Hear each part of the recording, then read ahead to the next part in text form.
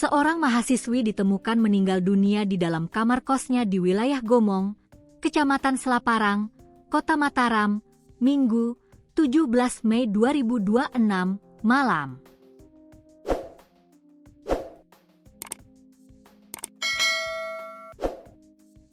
Kapolsek Selaparang Ibtu Zulharman Lutfi mengatakan, korban diketahui berinisial NDR, 21.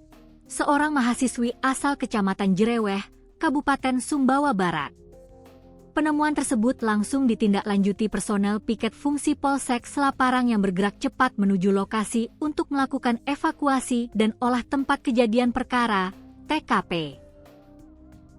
Lutfi mengungkapkan, peristiwa itu pertama kali dilaporkan warga melalui layanan call center 110 setelah korban ditemukan dalam kondisi tidak bernyawa di kamar kosnya.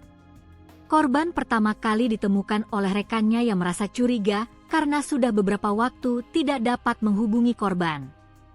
Berdasarkan keterangan saksi, korban sempat menghubunginya melalui aplikasi WhatsApp pada 16 Mei 2026 sekitar pukul 2 WITA. Saat itu saksi masih berada di Jakarta dan dalam perjalanan menuju Lombok.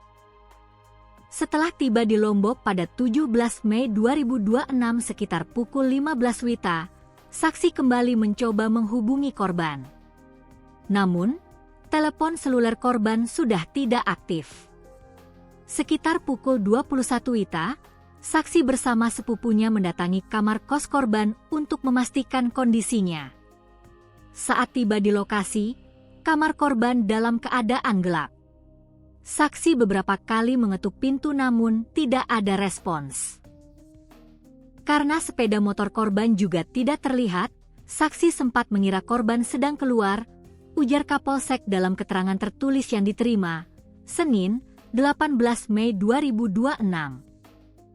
Karena merasa curiga, saksi kemudian kembali bersama beberapa rekannya. Mereka mengintip ke dalam kamar melalui ventilasi menggunakan senter dan melihat korban dalam posisi terlentang. Saksi juga mencium bau tidak sedap dari dalam kamar. Kejadian tersebut kemudian dilaporkan kepada kepala lingkungan setempat yang selanjutnya menghubungi Babin Kamtibmas, Babinsa, dan pihak kepolisian. Mendapat laporan itu, Polsek Selaparang bersama unit identifikasi Polresta Mataram langsung melakukan evakuasi serta olah TKP. Jenazah korban telah dievakuasi ke Rumah Sakit Bayangkara dan lokasi kamar kos sudah dipasang garis polisi. Untuk proses autopsi masih menunggu persetujuan pihak keluarga, kata Zulharman.